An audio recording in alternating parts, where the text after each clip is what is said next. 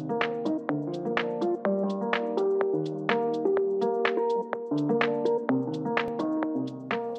name is Rachel. I'm the founder of Our Pledge, and I am co-hosting this session today with Mukti Mitchell from Carbon Savvy.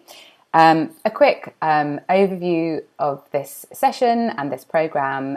We're here today as a part of the Elevate programme, which is supported by Waltham Forest Council as part of their Business Recovery and Growth scheme, which is supporting businesses to come back stronger out of the pandemic. So we're very grateful to them for their support, and the programme is providing webinars such as this one, one-to-one business advice and support, and networking opportunities beyond that as well. So as I said, my name is Rachel. I'm the founder of Our Pledge, and our mission is to make sustainability simple. We work with consumers and businesses, and one thing that I will say is that sometimes the best way to make sustainability simple is to know who to turn to for advice. And so speaking as a carbon ambassador myself, I have been through Mukti's training programme, the Carbon Savvy Ambassadors programme.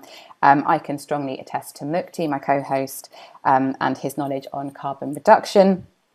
And naturally, I also trust his recommendations for additional insights. So I'm really happy that he's here today with me co-hosting this session.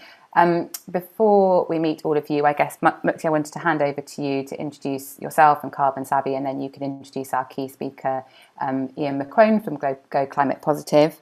And then we can hear a bit about who else is in the room with us and go from there. Does that sound good? Oh, you're on mute. Perfect. Thanks very much, Rachel. Really, really good to be here with the Our Pledge team and Eoin McQuone from Go Climate Positive. And all of you, thanks a lot for coming.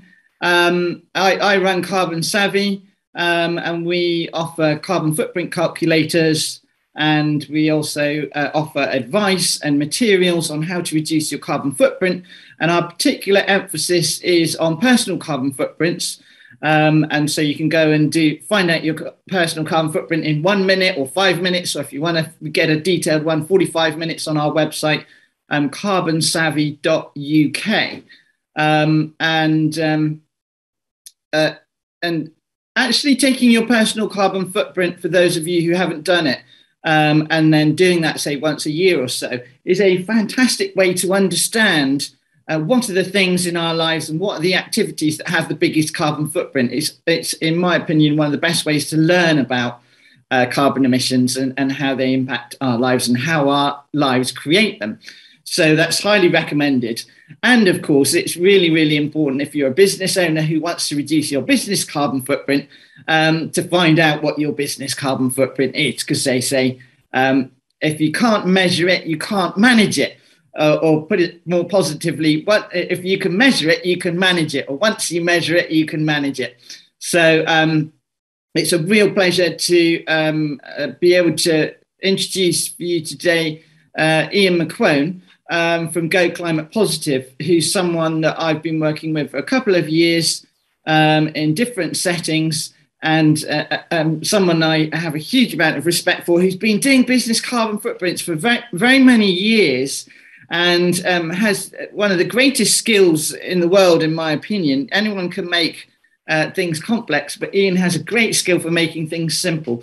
And business carbon footprints are more complex than individual carbon footprints, simply because individuals all have a similar kind of profile, in the sense we have our homes, our transport, our food, etc. Whereas every business is quite unique, using different materials, different processes, etc. So you start off with a much larger set of possibilities. And Eoin has honed that process, working with hundreds of businesses over many years, and so that he can guide people through, so that you get to what are the questions you need to answer quite quickly. The other thing that, a couple of things I want to say about Eoin. One is very much shared values in terms of carbon reduction. So offsetting is important, but carbon reductions are really key to get to net zero. And also, I'm hoping that he's going to have time to talk about, or I may ask a question about He also has a business carbon footprint certification scheme, which is really useful. You have milestones of where you get to in different stages, so you don't feel you've got to bite it all off in one go, which is really important on the carbon reductions journey, to feel that you're taking it in bite-sized chunks. There's a lot to learn, and you don't by a long way need to get all the way instantly. So making the journey pleasurable, endurable, pacing yourself, I think, is a key part of life itself, and same with carbon footprinting. So there's my intro. I'm going to ask Eoin to introduce himself as well, and then we'll have a quick run through and just get a headline intro to each of you, if you'd be willing, and just because it's really interesting for people to know who else is in the room, and sometimes there's connections that can be made on a business front as well. So Eoin, handing over to you. Thank you, Mukti. That's very, very kind indeed. So hi everyone, I'm Eoin, and I'm the Chief Carbon Coach of Go Climate Positive. It's an organisation I founded really to make it easier and accessible for small and medium-sized businesses, but also any organisation of that kind of size. So we do have some not-for-profits as well that we work with, really to make it as easy and accessible as possible to get on this journey of carbon reduction and to learn how to do it properly. And that's what I'm all about. So more about how we do that as we go. Fantastic. Thanks a lot, Eoin. So I'm going to run through names, and basically just we need to get on with the session quite soon. So I'd love to have just a really short kind of headline from each of you, your name, your organisation name, and what your organisation does. So to model that, Mukti Mitchell, Carbon Savvy, and we provide carbon footprint calculators and advice on how to reduce your carbon footprint. Going on to Chris from Think Foundation. Hello, yeah, so I'm Chris from Think Foundation. We are a workshop that creates furniture from reclaimed materials and recycled materials. We also help young people and pathways to employment. So we do training in our workshop. We also have links to the construction industry. So we're doing more on-site stuff, and we're very interested about learning and pushing out. We're a social enterprise, not profit, about pushing our impacts in, calculating our carbon footprint, so we can take it to the bigger boys in construction and say, this is what we do, you need to do the same, and to help teach residents that they are working within development. Thank you, Chris. Emmanuel. Hi, good morning, everyone. My name is Emmanuel Squire, and my company is called FanRide. And what we do is we're a digital marketplace for sports fans to go into games. Essentially, what we do is we provide a marketplace for sports fans to advertise ride shares for fellow sports fans. Thank you, Emmanuel. Jessica, if you're there, if you're able to just unmute, yeah.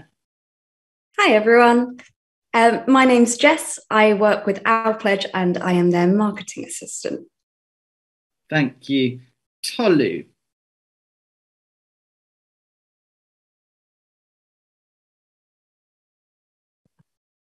Thank you. Paul Kaya. Is that said? I'm not sure if that's said right. Yeah, no, I've got the strange name. It's Kia. Don't worry. Kia. Yeah, so I work with a company called BMSI.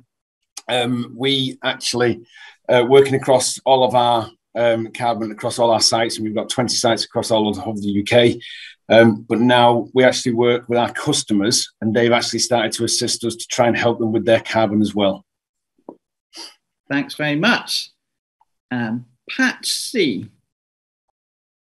Hi, my name is Pat. I work in an out-of-home advertising company. We kind of plan and buy a lot of print media for billboards, etc. So just really interested in finding out how we can kind of work out our carbon footprint and sort of everything that goes on outside of our business. Thank you, Pat. Bandele. I hope I'm saying that right. Thank you. My name is Bandele Jacqueline Chikaya. My business name is East London Francophone Ltd. That promotes my sport Nzango in UK. I'm running women's sports to help a woman and a girl. Men also can play the game. To play this sport, to lose weight and to reduce obesity. And also I will help my customer to learn how to cook well and to eat well, to be healthy.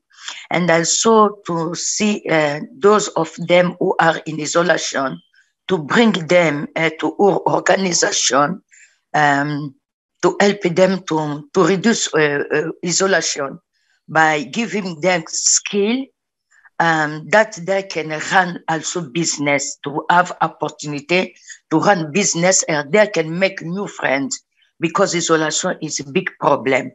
And my big goal is also, my sport, the name is Nzango. I'm French woman, I'm sorry. The name is Nzango.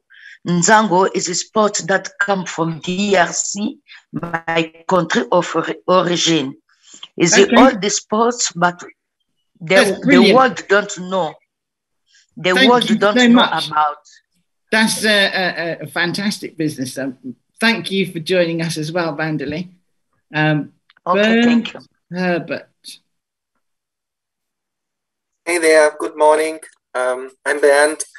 I work for a company, a startup, Planet Ventures, which is all about smart technologies going into the built environment.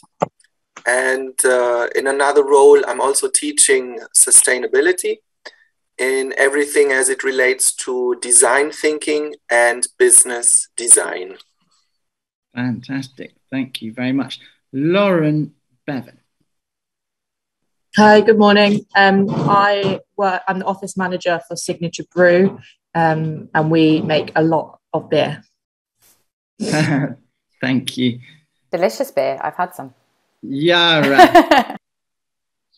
Hello, my name is Yara. Good morning. I'm from the Lebanese Agriculture Research Institute. We do research and we're interested in carbon footprint and sustainability. Okay, well, thank you all very much for those intros. Good to hear about your businesses. Good to be here with you all, and handing over to Eoin to actually start the session. Thanks very much. Sorry to interrupt you, Eoin. I just wondered if we should do the poll quickly. I mean, we've got a really broad, we've got such a broad selection of people in the room. It might be useful just to get a sense of what our... Good idea. Let's do the intro poll. Yeah, so we just we prepared a poll that we'll do now, and then we'll revisit at the end of the session as well. But just to get a sense of how you all feel about your understanding of this topic, how to calculate your business carbon footprint. So I'll put that on the screen now and just select the rating that's most suits you. Number 1 being I don't know how to do this and I don't really understand it very well at all, to number 5 being I'm essentially extremely comfortable with this and I feel that my understanding is very good. So hopefully that you can see that on your screen now. So we've got mostly 2s, a couple of 3s, a couple of 1s. Okay, so. Sorry, I didn't answer it, so if you're waiting. I think find out how to answer it either. Oh, I think because we're hosts, we can't see it. So okay, got it. Yeah, so I think that's great. So can you see the answers though? Yeah. Yeah, great. So I think that's probably what we expected. That's be surprised if it was all 5s. I wouldn't necessarily feel that you needed to be here if it was true, but maybe good to always revisit. So hopefully we will come back to this at the end and we'll see what has changed. But over to you, Eoin. Thank you. Cool. So, great. It's what a really interestingly varied group of organisations. So, and I think that's fascinating about carbon footprinting. One of the things that I really enjoy about it is that it's applicable to any organisation, and the process and the guidelines and the rules essentially are the same, whatever your organisation. And I do this with organisations as small as 1 person, right up to organisations with hundreds of people. Obviously the calculation is different, but the principle is exactly the same regardless. So I'm going to share my screen and crack on with the presentation. What I will suggest is you will undoubtedly think of questions as we go through. What I suggest you do is, as you think of that question, don't try and hold on to it, because then you won't be concentrating on the rest of the presentation. Drop it into the chat, and then we can kind of revisit those later on, and it means that you can get it out of your head and carry on. So let's go. Somebody give me a thumbs up. Have we got my starting slide there? Wonderful. So just to let you know, I can't see you all now. So, so today I'm going to talk you through the process of calculating your business carbon footprint. Trying to make this a practical guide, which is aiming to walk the line of doing the job properly, but without getting so bogged down in the detail that you never complete it. So this is what we're going to cover. First of all, let's make sure we all understand what a business carbon footprint is. What's included, what's not included. It often surprises people how much is included. From that, the next question will be, well, how the heck do I know what to include for my business? And we'll talk about how to make that judgment. And then we'll get into the meat, which is how do you actually go about calculating your emissions? And I'm going to walk you through that process step by step to show you that it really isn't as scary as you might be thinking that it is. And then a last little bit to say, recognize that this is new territory for most people, and you might be looking for different places to go for some help. And I've got some ideas about where you might do that. So first of all, a bit of context. It's worth reminding ourselves of the goal and where we currently are. So we are in a climate emergency, folks. I guess you all know that, or you wouldn't be here. And 1.5 degrees is relates to the goal that the whole of the UN really is now signed up to, which is limiting global warming to 1.5 degrees above what it was before the Industrial Revolution started. 1.5 degrees is a tipping point in many ways. It's a tipping point where the impacts of climate change become much, much more severe. But it's also a tipping point because in some cases we don't know whether we'll actually be able to reverse some of those impacts if we go much beyond 1.5 degrees. So it's an important target. There are different pathways that have been calculated to achieve this. So the science is very strong that the global warming is being caused by human activity. But predicting exactly what that's going to look like in the future is less of an exact science. It's all about probabilities. So there are lots of different pathways that have been calculated, but I think a simple pathway, which is an easy one to remember, and is certainly within the realms of likelihood, is that if we can reduce our carbon emissions by 50%, so cut them in half by 2030, based on 2020, and then to zero by 2050, then there's a good chance that we'll limit global warming to 1.5 degrees or something close.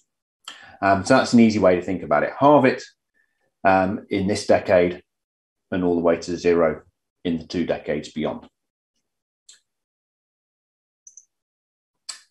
Right now, though, we're on track to reach a global temperature rise of between 3 and 6 degrees if we carry on the trajectory we have been on. That will be quite devastating in its impact. But it's often quite difficult to get to grips with what does that kind of rise actually mean in practice rather. And I'm often asked this. So I actually added this slide after the last couple of sessions of this presentation I did. So this slide gives an idea of some of the impacts of global warming if we rise to 1.5 degrees versus if we rise to 2 degrees. Now you might ask why have we chosen 2 degrees rather than 3 or 6? The reason is that a lot of these slides were prepared comparing 2 degrees because that's originally what the world's government signed up to in the Paris Agreement, if you remember, was the first kind of global agreement on climate change. And it's more recently been the case that the IPCC, which is the body that that advises the UN, have said, actually, do you know what, we need to aim for 1.5 degrees C. And you can probably see why when you look at some of this, the figures on this slide. So even just going from 1.5 to 2 degrees C, we're going to see the percentage of global population exposed to severe heat waves go up from 14% to 37%. We will see the decline in marine fisheries double just with that extra 0.5 degree. We'll see species loss double with just that. And of course, it goes exponentially from there as we go to 3 degrees, 5 degrees, 6 degrees. We'll see crop yields getting growing from 3% to 7%. So that's 2.3 times worse. We'll see 30% extra decline in coral reefs when we'll see an extra metre of sea level rise. Sorry, an extra 0.1 of a metre of sea level rise, which doesn't sound very much, does it? But that means 10 million more people exposed to sea level rise. Bear in mind that a very large percentage of the world's population lives very close to the coast. I did find one graphic which showed one particular impact difference between 1.5 degrees and 3 degrees, which was based on the probability of an ice-free Arctic. And of course, the Arctic is very much the canary, if you like, an early warning and an early indicator of climate change actually happening. And we can see the probability of an ice-free Arctic summer in any one year goes up from 3% at a 1.5 degree rise to 63% at a 3 degree rise. So these increments, which don't sound very much, actually will have a very, very large impact indeed. So this is why it's so important to try and get on the road to limit global warming to 1.5 degrees as close as we possibly can. And that needs everyone.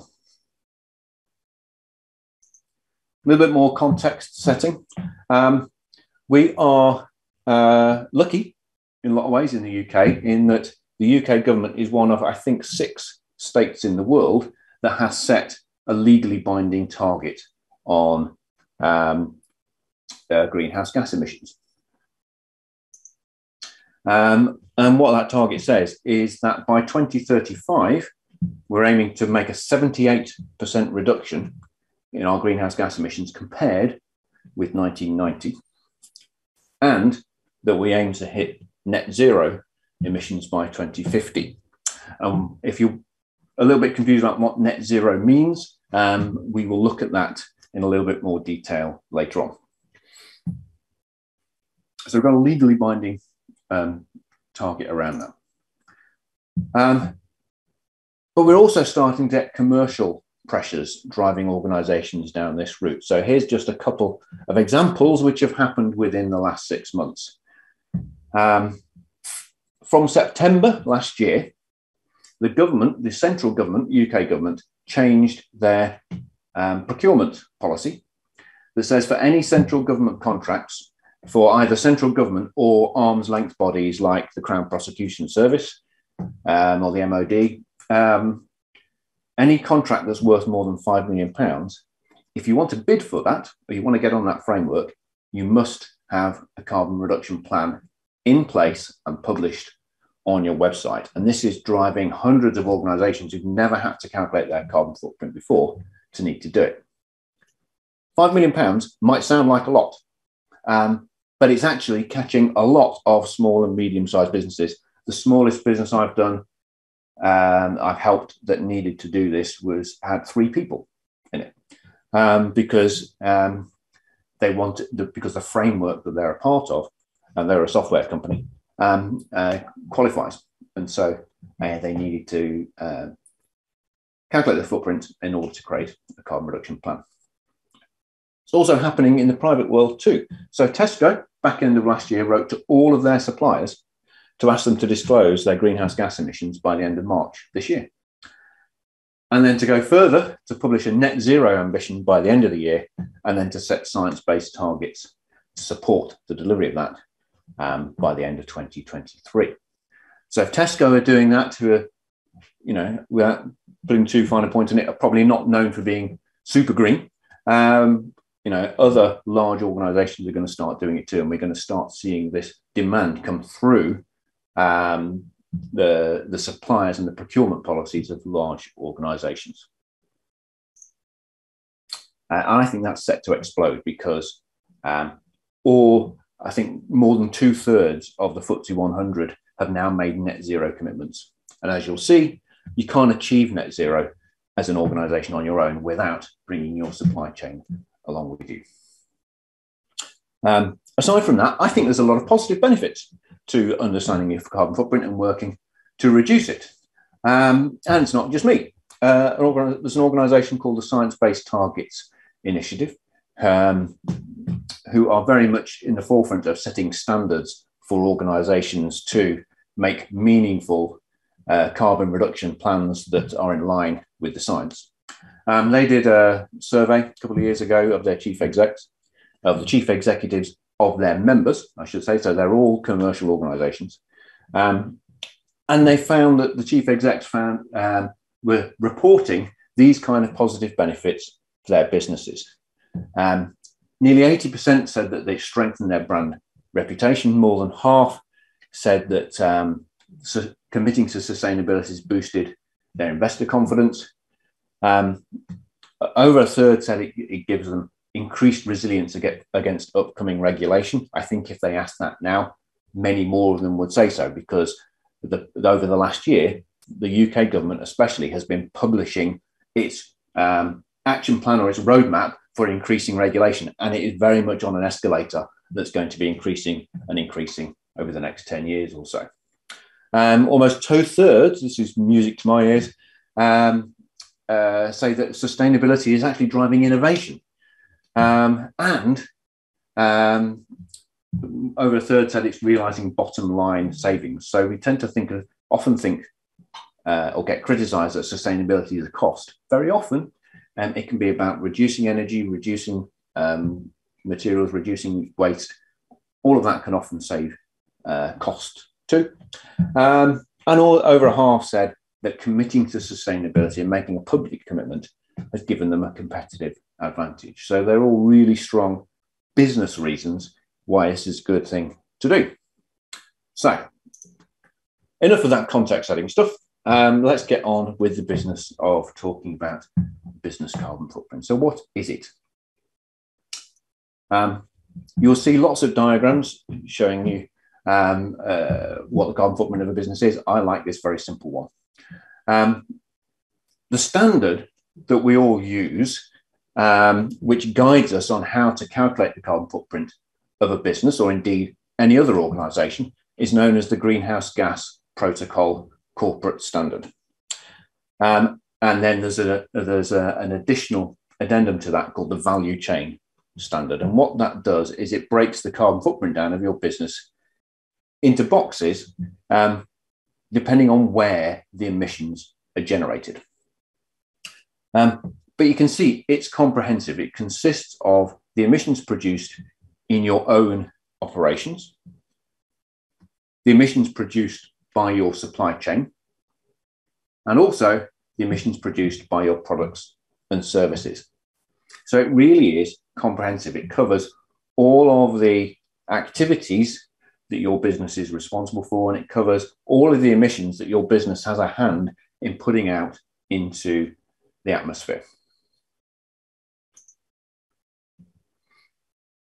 We talk about the carbon footprint of a business, but actually the standard recognizes several greenhouse gases, all of which are making a major contribution.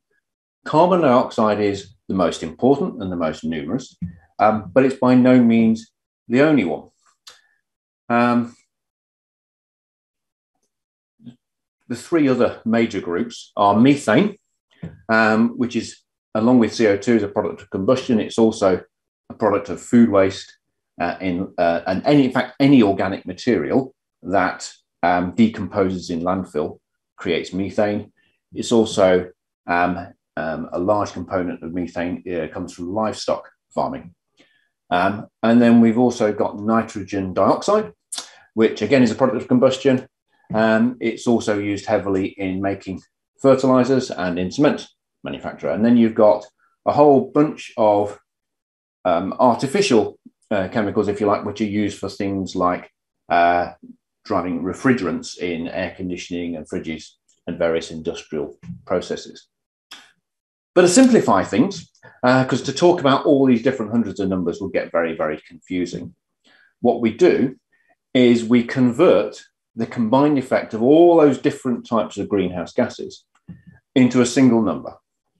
And that single number is known as the carbon footprint, and it's measured in carbon dioxide equivalents, or CO2e. So one of the things you may well notice when you start looking at carbon footprint is this little letter E on the end of the CO2. So CO2 is obviously the chemical formula for carbon dioxide, and the E stands for equivalent. And what it means is that in that single number, we're combining the effects of all these different greenhouse gases. And we do that by measuring their effect over a 100-year period compared with CO2. So the CO2e of a ton of CO2 is 1, unsurprisingly, because it's the same amount of carbon dioxide. The CO2e of a ton of methane is around about 25. So methane over 100 years is 25 times more potent at driving global warming. CO2e of nitrogen dioxide is around about 300 tons. So it's around about 300 times more potent at driving global warming than carbon dioxide. And these various refrigerants that are used in air conditioning use and so on can be many thousands of times more potent. So although CO2 is by far the most numerous and most important, very small quantities of some of these other gases can be very significant too. So it's important to understand when we talk about carbon footprint, we're talking about more than carbon. It is the combined effect of all these greenhouse gases.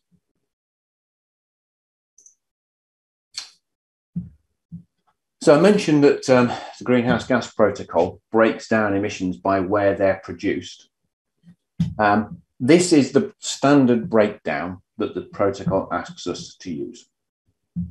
And first of all, it breaks down these emissions into 3 major groups that are known as scopes. And as soon as you start researching carbon footprint, you'll start seeing diagrams of scopes. And I'm sure you've all seen those if you've done any research at all. They get very complicated, these diagrams. So I tend to find that people find this sort of presentation a little bit easier to get to grips with, but it's the same information as you might have seen on other diagrams of emission scopes. So scope 1, that first group, is the emissions that are produced directly by your operations in the facilities that you own or run. So it's the emissions that come from the fuels used in your physical facilities, in your premises, the fuels used in the vehicles that your business owns and runs, and any greenhouse gases that are released directly by the processes that you use or that escape from, say, your air conditioning unit or your fridges. Scope 2 is the emissions produced by your operations, but that happens somewhere else, which is what we mean by the word indirectly. And for most organizations, that's the electricity they purchase. And that's because it's used on premises, but the emissions occur in the power station, hence it's indirect. Those two together, scope 1 and scope 2 together, are known as your operational carbon footprint sometimes. Then the rest of your carbon footprint is made up of this much broader grouping of emissions that are known as scope 3. And this is typically split into 2 subgroups. There's the upstream emissions, which are the emissions produced by your supply chain. And there's the downstream emissions, which are those produced by your products and services. And you can see each of those is split further into subcategories. And I'm not going to read them all out. Please know you can read them, but you can get the idea that it includes things like business travel, transportation of goods, both inbound and outbound, the handling of waste, either from your operations or from the end of life of the products that you've sold, the emissions generated by the products you've sold, if they are, say, using electricity or energy, even to the extent of emissions associated with your investments, if you've got a major investment holding, or if you are managing those on other people's behalf. So you can see it gets very comprehensive, and it includes really all the things that your business is responsible for and more. One of the objections I often get at this point is, hold on, we're not responsible for all of those things. If you're saying all the goods and, we're responsible for the carbon emissions that have been created in the manufacture of all the goods and services we've purchased, we haven't done that. That's our suppliers. Well, there's some truth in that, but there's also some truth in the fact that if you hadn't purchased them, then they wouldn't need to have been made. With all of this supply chain and products and services, what we're saying is there's a shared responsibility. There's a shared responsibility on the supply chain between you and your suppliers, and there's a shared responsibility on the products and services side between you and your customers. We can only achieve net zero emissions, we can only get to that state by collaborating. It's not something we can do on our own. And I think it's a great strength of the Greenhouse Gas Protocol that it recognises that and asks you as an organisation responsible for the things you're buying and the things you're putting into the market to effectively to work with your suppliers and your customers to help them reduce their emissions. And if your suppliers reduce their emissions, that reduces yours. If you work with them to help them reduce emissions, that's also helping lots of other businesses too. So we've got to start to think about business carbon footprinting is a collaborative exercise. It's not just about what you do on your own.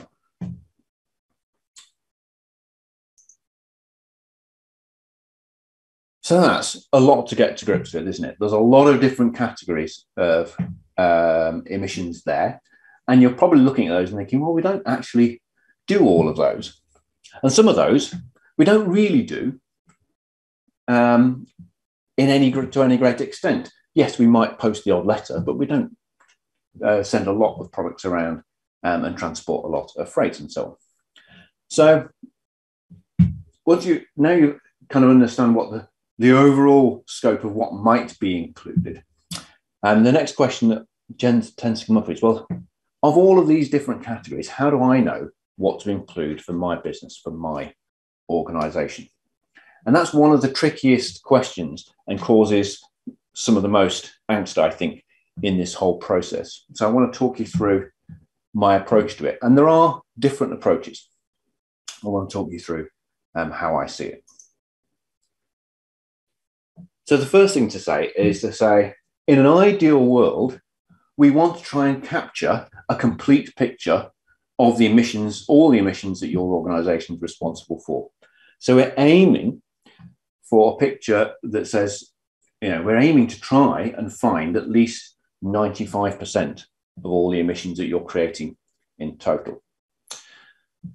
And for any single activity, we want to identify the major ones. So we want to try and include any single activity that includes that is more than 1% of the total. Now, these percentages aren't part of the Greenhouse Gas Protocol. That doesn't actually tell us what proportion we should be trying to include. But there are some other best practice standards, which this is based on, which use these kind of thresholds as a guideline. And so I think this is probably best practice as it stands at the moment. So it's an easy thing to say. The challenge is, when you think about all the things that you do in all those different categories, that some of those emissions might be hard to quantify. You might not have data currently telling you exactly how many deliveries you make and where they go. You might not have data telling you how many of a particular type of material that you buy.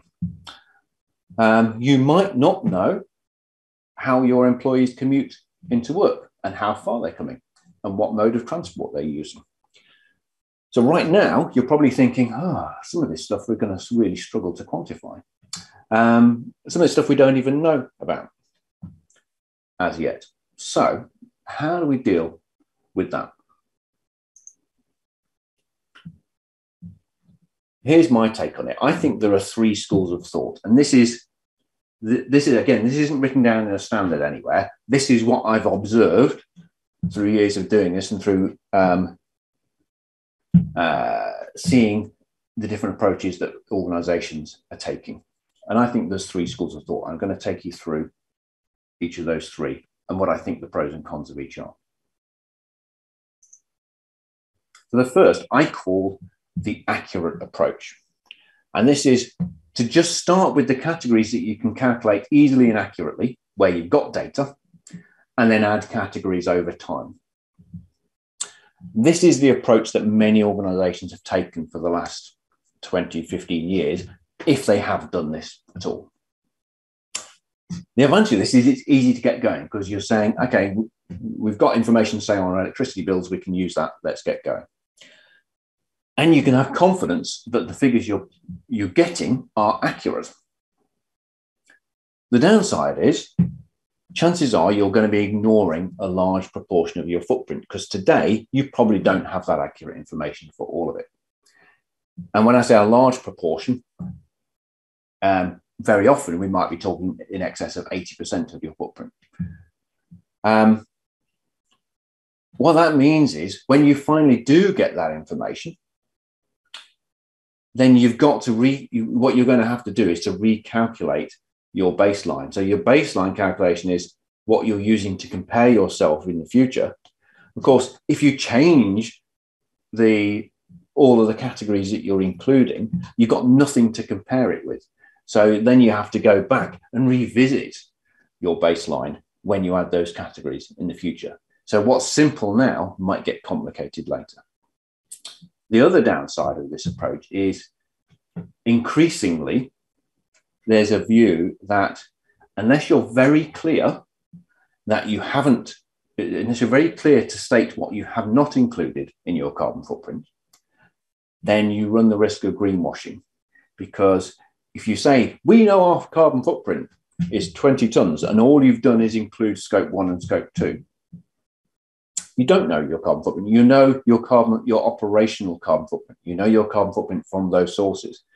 And it's very likely that your scope 3 carbon footprint is probably much, much larger. So unless you're acknowledging that, you run the risk increasingly of greenwashing. But this accurate approach has been very much, I think, historically, the approach that a lot of organizations have used. They're now going to find it difficult because now the standards are very clear that you need to include all these different categories. And so they're going to have to go back and restate the baseline, restate that core number that they're using to compare their reductions from.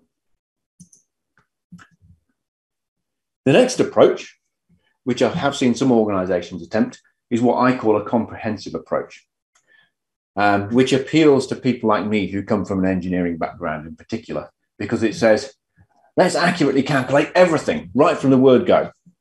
And we'll go and collect lots of data. And if we're not collecting that data, let's go and collect it. Let's figure out a way to do it. And we'll get all of this detail and we'll calculate everything accurately, which sounds very attractive because it means you don't miss anything.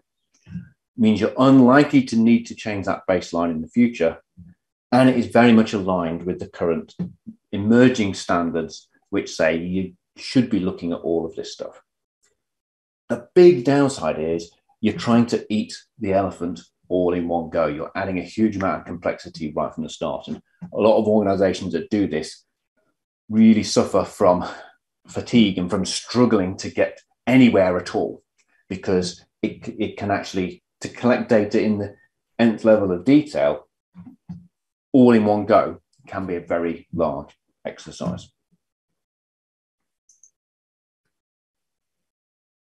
So we come to the third approach, which you may not be surprised to learn is the approach that I tend to recommend and the one that I use all the time. I call it the balanced approach.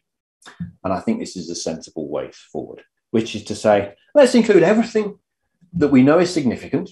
So everything that meets that category of more than 1%, and that we're trying to achieve the 95%. Let's include everything significant to the best level of accuracy that we have today. And accept that some stuff is going to have to be estimated, but over time, improve our data collection so that those estimates turn into calculations and turn into accurate numbers over time. That way, we're not going to miss anything big. We're including everything. So we shouldn't need to change our baseline in the future. And we know we're not pulling the wool over people's eyes because they can see the whole picture. But at the same time, we have to recognize that what we're putting out there might not be super accurate, but it is complete. And I think with carbon footprinting, completeness, certainly especially in the early days, completeness is more important than accuracy, because what we're trying to do in the first 2 or 3 years is to identify where the big opportunities for savings are. And you don't need to be accurate to identify that. You just need to make sure you're comprehensive and get a reasonably good estimate of everything. And then you can improve that accuracy over time.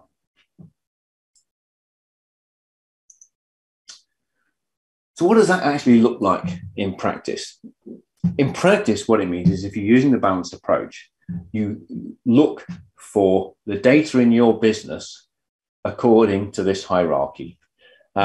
So by preference, we're looking for data that's at the top of this list. So if you actually know the emissions data associated with an activity, so some of your suppliers might be able to tell you this product you bought from us has a carbon footprint of 3 kilograms of CO2e. Great.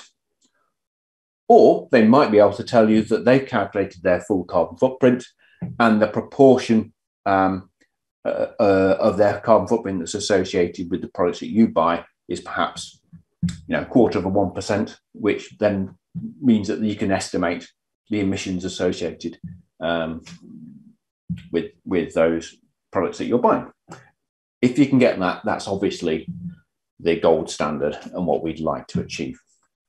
Today, very few of your suppliers will be able to give you that information. There are a few, particularly in the logistics world. So there are some of the couriers and logistics companies today are set up to actually give you the carbon emissions or the emissions associated with all the deliveries they do on your behalf. There are some that can give you that carbon report. Similarly, I noticed if you buy a ticket from the train line these days, then actually on the app, certainly, it tells you the carbon emissions associated with that journey. In another world, McQuone, the kind of meat substitute product, they actually put a carbon footprint of every one of their products on the packaging. So it's starting to occur, but it's few and far between right now. But that will come over the next few years. So if you don't know the actual emissions data, maybe you know some fairly accurate information about how much you're using.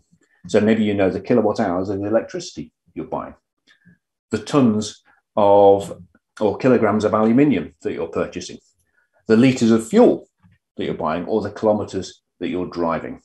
Any of these numbers that are based on hard facts and reality are good. We can use those to do a pretty accurate calculation of your carbon footprint. So that's where, for most organizations, where we start focusing and say, what have you got that fits this kind of category? The third best quality is then how much you're spending. So the advantage of this is that most organizations know how much they're spending on different types of activity. You might not know how many I don't know, if you're a retail shop, you might not know how many toilet rolls you bought, but you probably know what you spent on it. You might not know how what the emissions associated with your marketing spend is, but you know how much you spent on it. So we can use that spend information to get a good estimate of your emissions, and most organisations can lay their hands on that data fairly easily. And then finally, if you can't get any of those, sometimes there's what we call proxy data. So we can use some other type of information to do an estimate.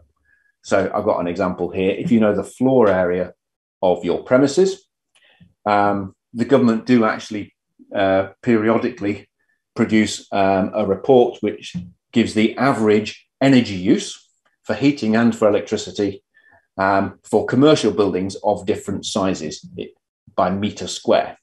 So if you know the metre squared of your premises, we can do a reasonable estimate based on the national average if we haven't got any other information available. And believe me, that does happen sometimes, especially where maybe the landlord isn't prepared to share information on the energy use with you.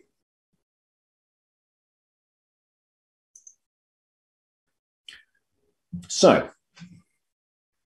we've got starting to get a picture of what the scope of our greenhouse or our carbon footprint calculation should be. What are all the activities we should include? How do we actually go about calculating our emissions? What's the process? And I want to share with you a straightforward 5-step process, which if you follow this will get you the number you're looking for.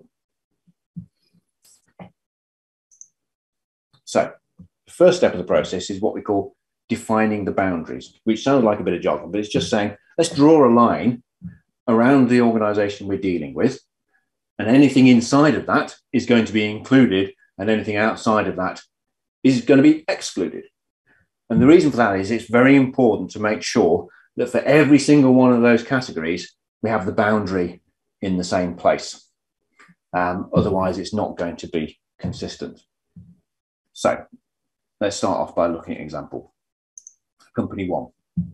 We might be tempted to start off only including the office here and not including the warehouse, because the warehouse includes all of those complicated stuff like all of the materials and products that we buy.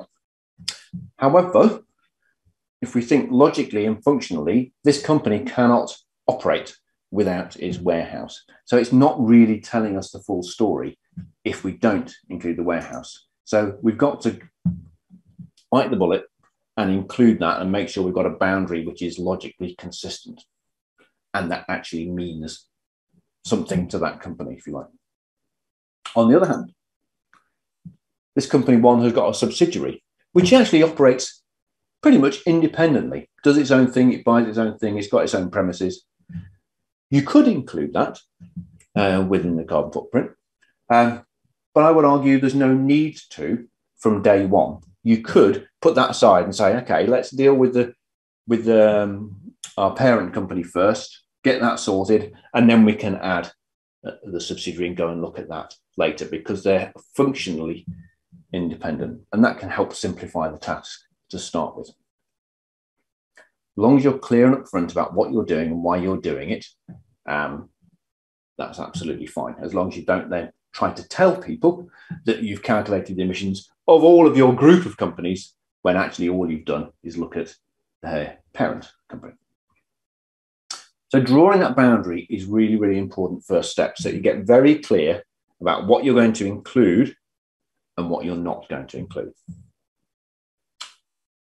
And you keep consistent with that. So once you've got that boundary, you know the organization that you're dealing with, it's time to go back to that diagram of 20 different categories and work out which ones are relevant for your organization.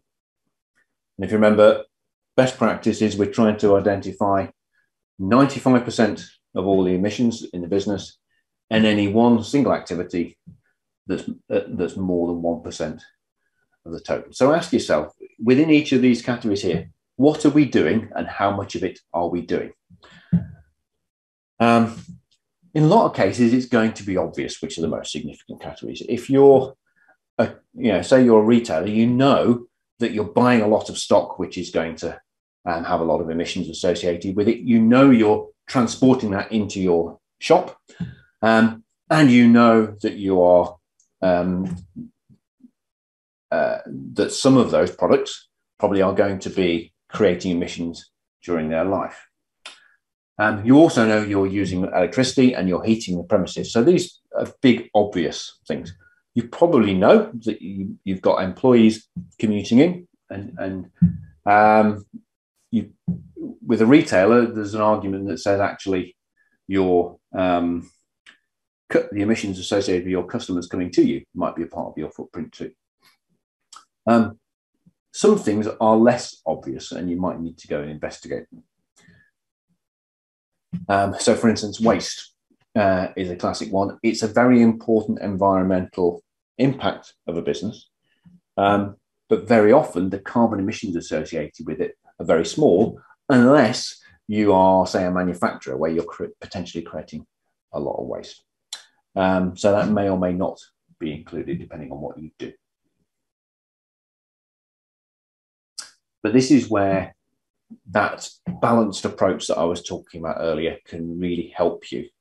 So you don't get lost in the weeds, but you do make sure you're as comprehensive as you can be. So work out which categories are important to your business, and it will be different for every business. And then decide which year you're going to do the calculation for. If it's the first time you've done it, that calculation, that year, becomes your baseline year. And that baseline year is what you're going to compare all of your future reductions against. So it's important to get that year right. Particularly tricky discussion at the moment because, of course, we've just come out of 2 years of lockdowns. A lot of organisations I talk to say, well, look, if we do 2021 or 2020, that's really no reflection on what our normal business looks like. Could we go back to 2019? And I'll say there isn't necessarily a hard and fast rule on that. I think you've got to be able to be honest and be able to look people in the eye and say, yes, this is a valid approach. So if you've genuinely been shut down over the last 2 years, and then when you get back to normal business, you are going to have to be going back to something like the shape of the business you had before, then it's probably reasonable to use 2019 as a baseline. However, if in the last 2 years you've completely changed your business model and now everything you do is online, then you're kind of pulling the wool over everyone's eyes to say, you know, our baseline today can be based on the emissions we had in 2019 because we've got a completely different business now. So you've got to use a bit of honesty, I guess, and think about where your current situation is and which is going to be the most accurate baseline to use, or the most representative baseline, I should say. We choose a year and then collect the data. So for the relevant categories that you've decided are relevant for your organisation, specifically in the year that you're dealing with, you go and collect all the data you've got about all those activities and make sure, again, it's consistent, that all of this activity data has to be based on the same year. So you've got a consistency. I know that's sometimes easier said than done. What kind of data are we looking for? Well, it depends on what you're doing, but it's things like electricity bills and energy bills. It's things like mileage logs for business miles and for employee commuting and that kind of thing. It's things like your purchase ledger for all of the goods and services that you buy. So we're looking for the most accurate data possible. So ideally, we use that data quality hierarchy that I explained earlier to get as much data as we have and as accurate as data as possible. And the activities we don't have data for, we then, as a part of this exercise, figure out a way to estimate it. And then the last step, once we've got all that activity data, is to actually do the calculation. That's the final step. So let's talk about how to do that calculation. In principle, it's very straightforward. It's just multiplying and adding. There's nothing complicated about the maths at all. The only complexity is in the amount of data that we're doing this with and the amount of calculations. But it's a very simple equation. And it goes like this. The carbon footprint or the carbon impact of any particular activity is the amount of that activity that you're doing multiplied by the carbon intensity of that activity. So if your carbon impact you're looking for typically is tons of CO2, if we're saying the activity might be electricity that we've used, then the amount of that activity we can read off our electricity bill in kilowatt hours. The carbon intensity is given by what is known as a conversion factor, which tells us simply how much CO2e, and indeed how much methane and nitrous oxide and CO2 are generated by using 1 kilowatt hour of electricity in the UK. Those conversion factors, we're lucky here in the UK because those conversion factors are actually published for us by the UK government, by DEFRA, Department of Environment, Food and Rural Affairs. I think that's what it stands for. So that's published by the UK government every year. They're published for free for download from the government website. And they tell us across a range of common activities that most businesses are doing, how much CO2e is produced by those common kinds of activity. Just a little word of warning. Everyone else in the world calls these carbon intensity factors, calls them emissions factors. We seem to be unique in the UK that call them conversion factors. So if when you're reading about carbon footprint, you'll start reading about emissions factors, it's the same thing as what DEFRA call a conversion factor. So don't be confused by that. So what you do then is end up with a calculation a little bit like this. This is a very simple carbon footprint calculation. This organisation has got 3 emissions causing activities. There's the electricity that they're purchasing from the grid, which in 2020 was 20,000 kilowatt hours. DEFRA tell us the conversion factor for that is 0.23314 kilograms of CO2e per kilowatt hour. So we multiply 20,000 by 0.23314 and we get just over 4.6 tons of CO2e. This organisation also has a car and they've been doing some business travel. They've done 20,000 miles. DEFRA conversion factors tell us that each mile generates 0.27584 kilograms of CO2e. So multiply the two together and you get just over 5.5 tons. And then finally, they purchased 500 kilograms of paper. Again, the numbers from DEFRA tell us that each ton of paper generates 919.4 kilograms of CO2e. Multiply the two together and you get just under half a ton of CO2e. Add those 3 figures on the right hand column together and you get a total carbon footprint of 10.7 tons. And it really is as simple as that. It's straightforward multiplying and adding.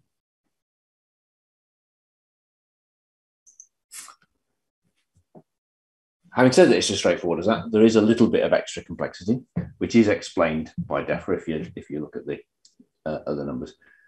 And it's this, that the emissions or these conversion factors that DEFRA give us here tell us what is generated immediately where those emissions are actually created. So in this, the 0.233 is the emissions generated in the power station, if you like. The 0.27584 is emissions coming out of the tailpipe of your car.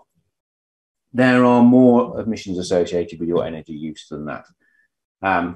In the case of fuel that you're using in your car, there are emissions associated with getting the fuel out of the ground, refining it and getting it to the petrol station. Those are known as the well to tank emissions. And there is an additional conversion factor which you need to add in order to get the total emissions associated with your travel. Similarly, with the electricity, there are additional emissions associated with losses of transmitting and distributing the electricity all the way around the country in the national grid, because it's not 100% efficient.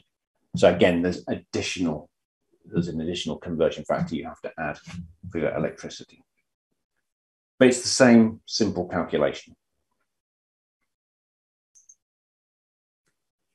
So that's it. We've calculated our business or organizational carbon footprint.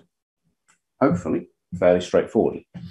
But what happens next? Now we know the number, we just know a number.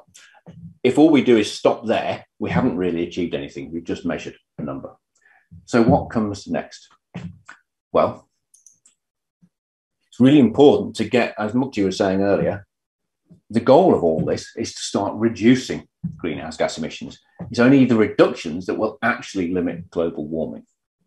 So we need to get on that journey. And there are various things you might want to consider as you look at moving on that journey. The first one is setting what are known as a science-based target. So a science-based target is the reduction level that you're aiming for. So in 5 years, we're aiming to get to X. In 10 years, we're aiming to get to Y. And it's important to set that target in line with that global ambition to get to 1.5 degrees C. That sounds complicated. It needn't be. If we go right back to the start of my presentation, I said, in order to limit global warming to 1.5 degrees C, we need to halve our emissions by 2030. So a science-based target could be halving your emissions in the next 10 years.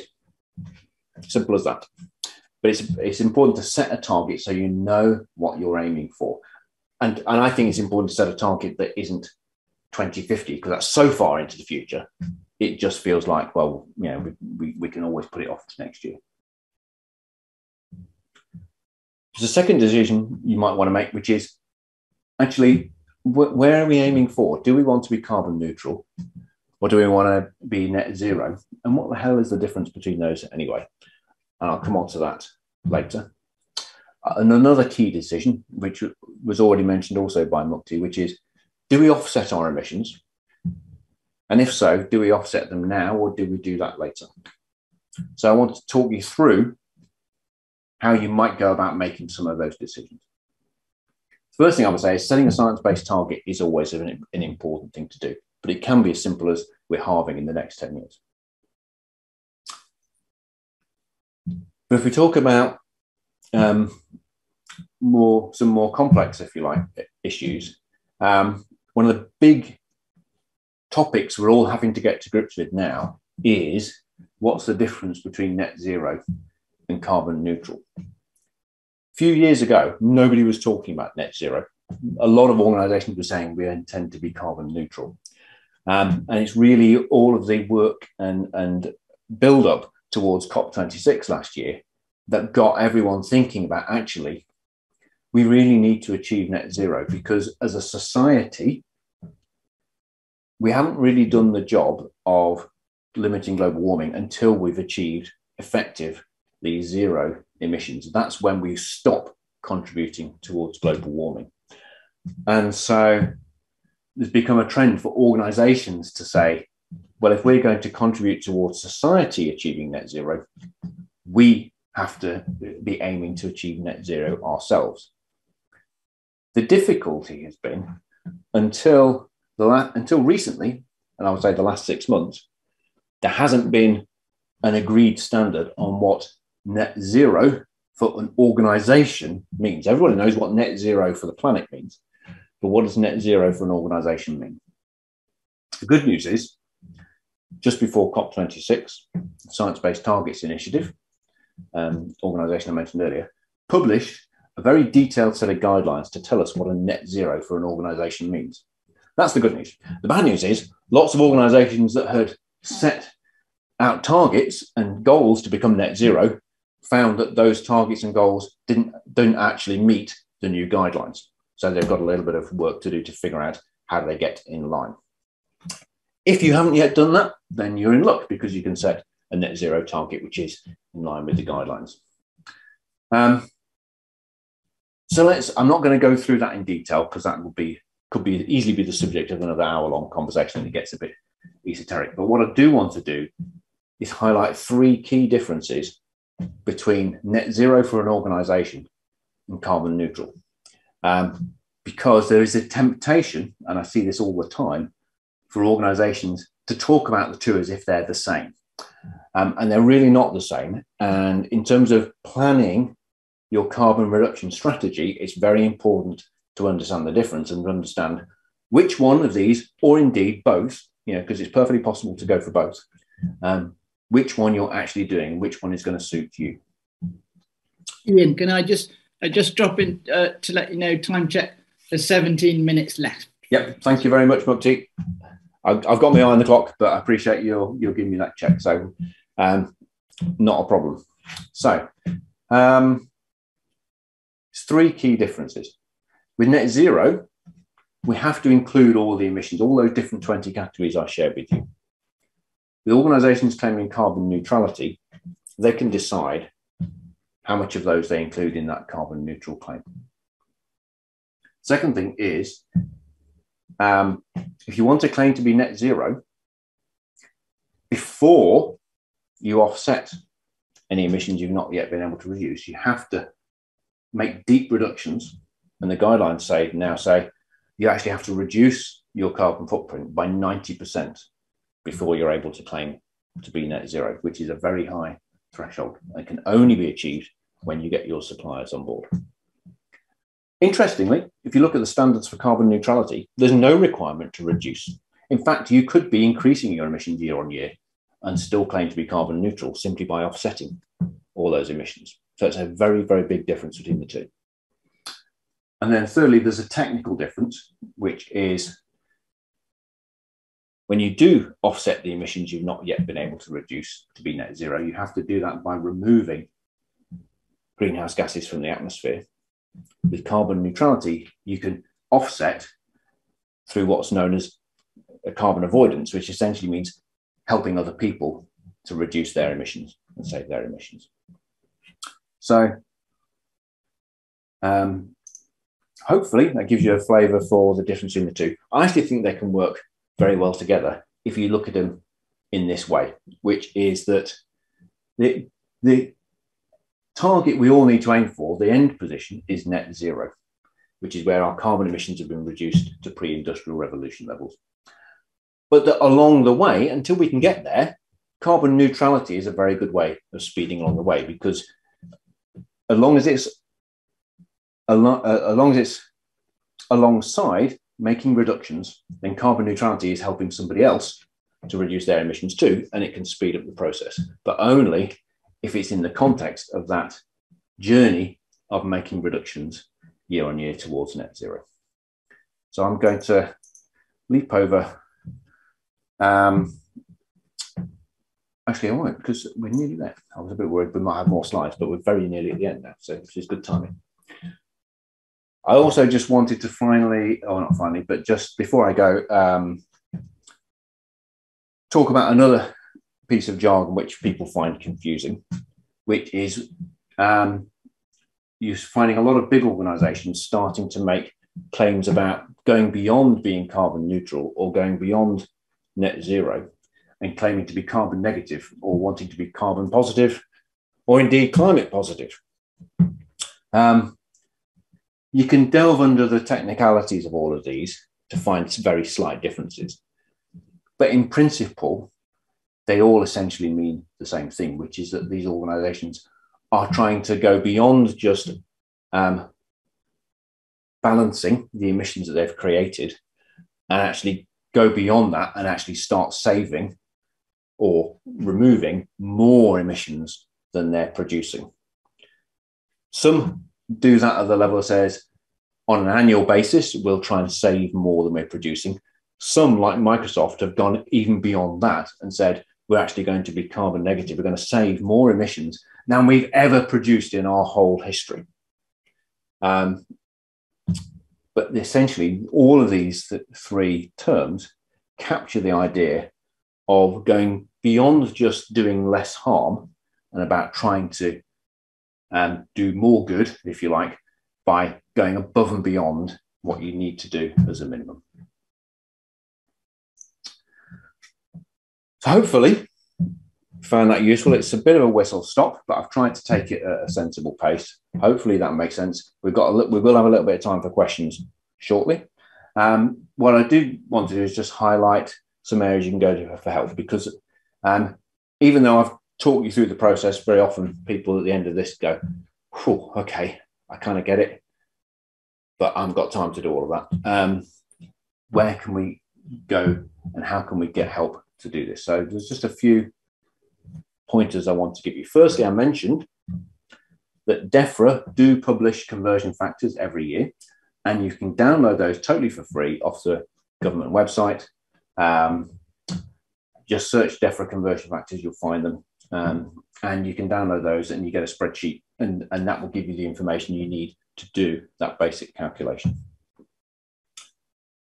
Alongside that, there's something called the UK carbon footprint, which again is published for free on the government website, which tells you the carbon intensity per pound spent on different activities. So the conversion factors tell you the carbon intensity per unit used, so it might be per kilowatt hours of electricity per mile driven.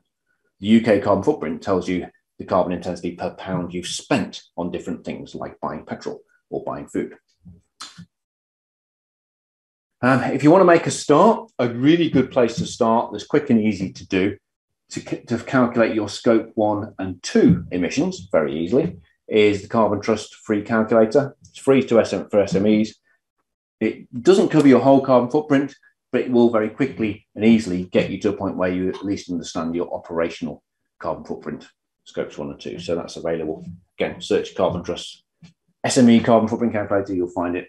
I've got a link here as well.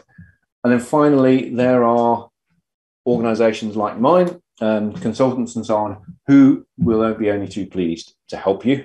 And there's a growing number of those. So, you know, the kind of services we offer are, Mukti was kind of to mention a certification program, but we will help do the calculation and make sure that we do it correctly, help you figure out what to include and what to exclude, help you set a science-based target, and help you create most importantly, help you create and drive an action plan to actually start making those reductions. And it's those reductions that actually is the aim of this whole process.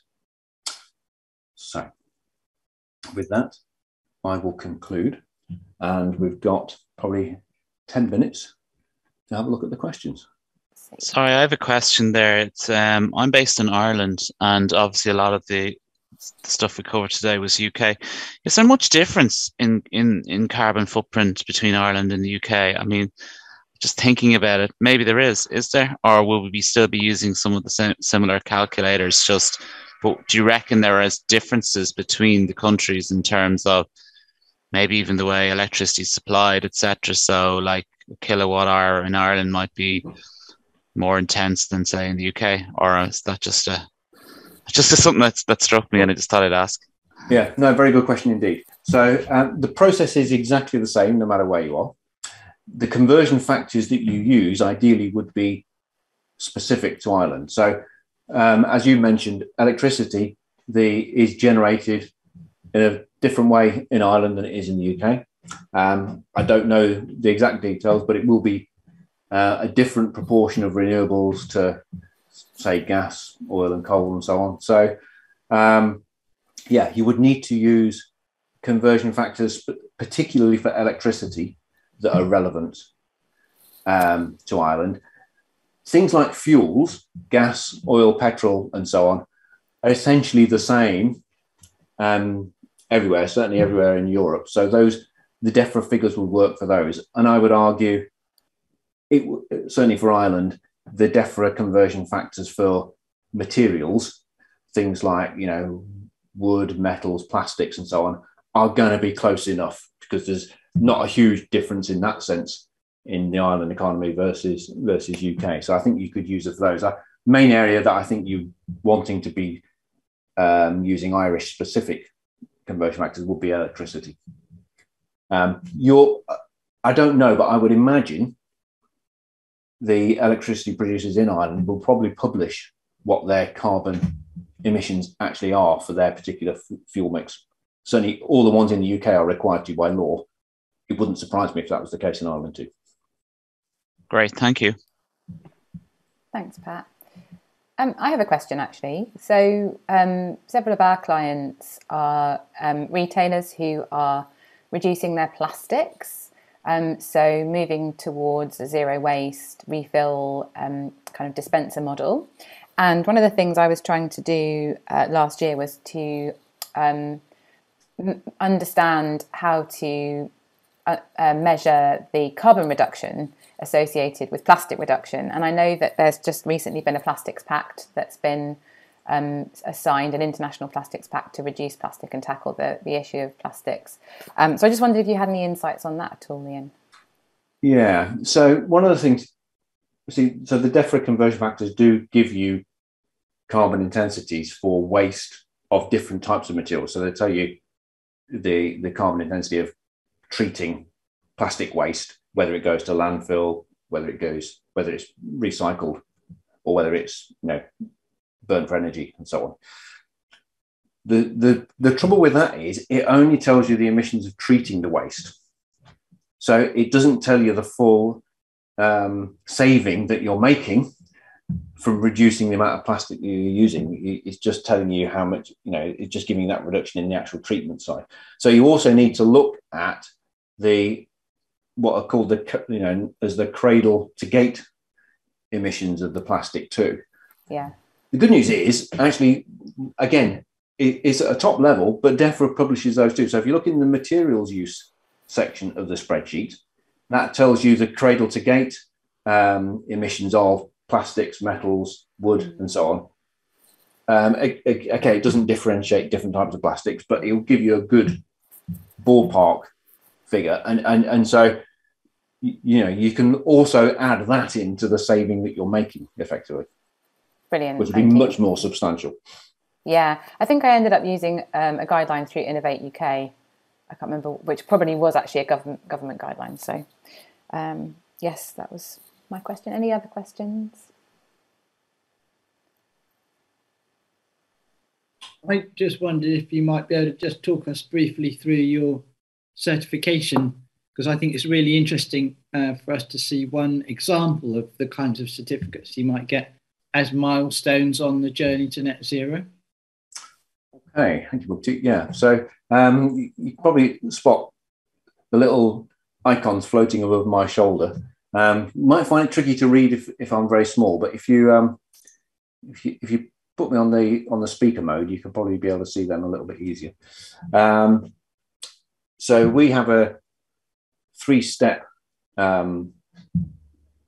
certification program, but it's 3+1, and the +1 means we've got a flag that we can apply to any of them. The first step, we call the carbon footprint, says that you've calculated your carbon footprint properly and that you've set a science-based target to reduce it, and you have an action plan that you're working on to actually make those reductions. Other certification programs around have similar kinds of levels. I think the Carbon Trust have one they call carbon reducing. It's a similar kind of approach. Probably the most common type of carbon certificate you'll see, and you'll see this from a number of different organisations, is carbon neutral. So that's where you've calculated your carbon footprint and then you've offset it all by investing in projects that are helping to either remove carbon from the atmosphere or to help other people save an equivalent amount of carbon that you're creating. We add an additional requirement, which some other schemes do too, which is before you do the offsetting, we ask you to set a science-based target to reduce it and an action plan so that you are actually getting on with the reductions too. The goal with offsetting should be to eventually over time to reduce your offsetting to as close to zero as it possibly can be. We also have, I think, a fairly unique third level, which we call climate positive, where if you are saving more carbon than you're producing, that might be through more offsetting, but we actually prefer you to look at how you can generate savings outside of your supply chain, outside of your own value chain, by working with the other organizations in your ecosystem. So if you can work with your suppliers to help and encourage your suppliers to reduce their emissions, that effort is multiplied because they're also going to reduce the emissions of every single one of their other customers too. So that's the kind of stuff that we encourage. And if you can actually save more carbon you're producing, then we get the top level. And then until recently, I hadn't seen another net zero certificate, but I noticed the Carbon Trust have just announced one too. And that's this last one here, net zero aligned. And what that's saying is you've actually gone to the extent of creating a plan that's a credible and believable plan. We call it a net zero roadmap that takes you from where you are today all the way to net zero and identifies all the steps and all the projects you're going to have to take in between. So that's quite that obviously recognizes the fact that net zero isn't something you can achieve tomorrow. It's a long-term journey. Eventually, hopefully, we'll be able to create a certificate to say this organization is net zero. But if you're doing it properly, that's going to be some year away, which is why we've got this net zero aligned flag, which you can apply to any of these, because what it's saying is you've got a credible plan to achieve net zero. Fantastic. Thank you, Eoin. I'm mindful that we're 1 minute away from 11, so I'm going to just wrap up. What I will say, thank you so much for your insights. Thank you, Mukti, for co-hosting with me, and obviously a big shout out to Carbon Savvy and your carbon calculators as well that you mentioned at the beginning of the session. Just also to say a big thank you again to Waltham Forest for supporting and funding the Elevate programme. The programme is still running. We have upcoming webinars happening throughout the next few weeks, and those are tackling topics such as how to be a resilient business owner, pricing strategies for startups, how to stand out in a competitive market. Our Pledge is running a session called Accessing the Green Pound with Integrity. So looking at how you market to audiences that want to hear about your products, but also being sure to do what Eoin's been speaking about today in terms of making sure you're avoiding greenwash. We're also doing a session on grant writing and raising finance for your sustainable business, which will be at the end of next week. And we are part of the BIPC, the Business and Intellectual Property Centre in Leytonstone, and they also run sessions around things like using LinkedIn to generate sales, setting up as a limited company, and other sort of group coaching sessions. If you are based in Waltham Forest, this won't apply to you, Pat. Thanks for beaming in from Ireland. But if you're based in Waltham Forest, please use the hashtag #ChooseLocalWF when you're shopping, and encourage other people to shop locally as well. There's also Enterprise Enfield. They have an e-business for growth program, which is free advice on digitizing your business. And you can go to wfconnected.org and register there if you are based in the borough and you want to connect with other businesses. I will circulate an email that shares these links. We'll also ask you to fill in a feedback form if you don't mind. It's really, really appreciated. It helps us to understand what we're doing well, what we can do better.